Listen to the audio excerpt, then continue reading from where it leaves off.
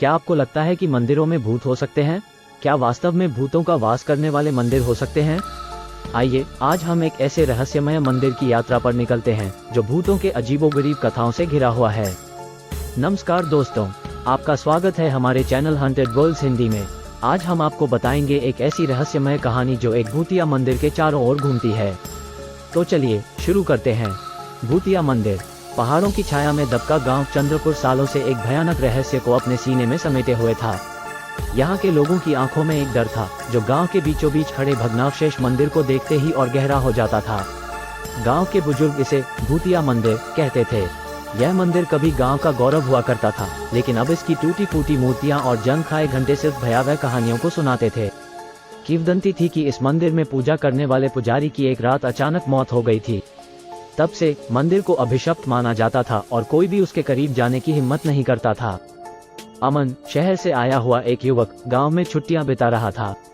उसे गांव के रहस्य और पुरानी चीजों का शौक था। भूतिया मंदिर की कहानियों ने उसे अपनी ओर खींच लिया। एक शाम अपने जिज्ञासा को दबा न पाने के कारण उसने अपने दोस्त वीर को साथ लिया और मंदिर जाने का फैसला किया। सूर्यास्त के बाद गांव में एक अजीब सन्नाटा छा गया। हवा में एक खौफनाक सी शीतलता थी। टूटी हुई बाड़ के सहारे मंदिर परिसर में घुसते ही अमन को लगा मानो हवा में कोई उन्हें देख रहा है। टूटी खिड़कियों से चांद की रोशनी मंदिर के अंदर तक पहुंच रही थी, जिससे मूर्तियों के भयानक साए दीवारों पर नाच रहे थे। वीर सहम गया। अमन, ये जगह मुझे अच्छी नहीं लग रही, वापस चलते हैं। अमन ने उसे आश्वस्त किया। कुछ नहीं है यार, सिर्फ कहानियां हैं। वे मंदिर के गर्भगृह की ओर बढ़े।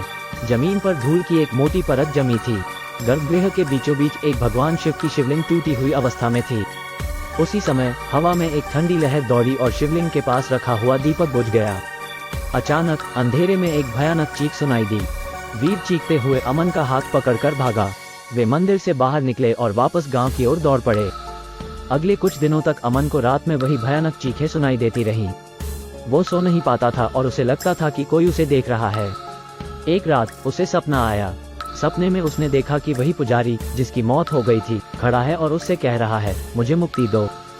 अमन डर कर उठा। ये सपना इतना वास्तविक था कि उसे लगा मानो वो पुजारी सचमुच उससे बात कर रहा था। अगले दिन वह गांव के सबसे बुजुर्ग व्यक्ति दादाजी के पास गया और उन्हें अपना पूरा अनुभव बताया। दादाजी ने ध्यान से सुना और फिर बताया कि पुजारी की आत्मा शिवलिंग में फंसी हुई है। गांव के लोग डर के मारे उसकी आत्मा को शांति देने के लिए कोई पूजा नहीं करते थे। उन्होंने अमन को बताया कि अगर वो पुजारी की आत्मा को मुक्ति दिला सके तो शायद भूतिया कहानियां हमेशा के लिए खत्म हो जाएं। अमन ने गांव के लोगों को इकट्ठा किया और उन्हें पुजारी की आत्मा को शांति देने के लिए पूजा करने के लिए राजी किया।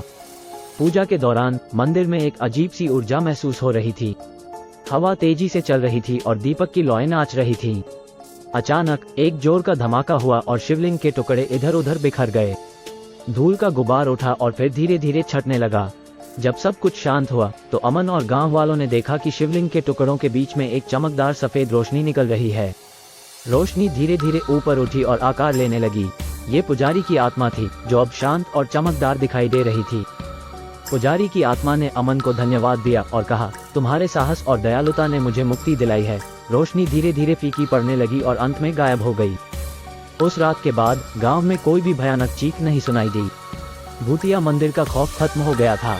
गांव वालों ने मंदिर की सफाई करवाई और फिर से पूजा अर्चना शुरू कर दी। अमन गांव के लोगों के लिए एक हीरो बन गया था। उसने न सिर्फ गांव के भयानक रहस्य को सुलझाया था, बल्कि गांव को एक अभिशप्त मंदिर से भी मुक्ति दिलाई थी। हालांकि इस कहानी का एक और पहलू भी था। उस रात मंदिर में हुई घटना के बाद अमन को रात में कभी कभी सपने आते थे। सपने में वही चमकदार रोशनी दिखाई देती थी, लेकिन अब वो पुजारी नहीं बल्कि एक छोटी सी लड़की का रूप ले लेती थी। लड़की उदास दिखाई देती थी और अमन से कुछ कहने की कोशिश करती थी, लेकिन अमन उसकी बातें समझ नहीं पाता था। अमन को समझ नहीं आ रहा था कि ये सपने क्यों आ रहे हैं और ये छोटी लड़की कौन है। क्या ये कोई नया रहस्य था जिसका खुलासा होना बाकी था?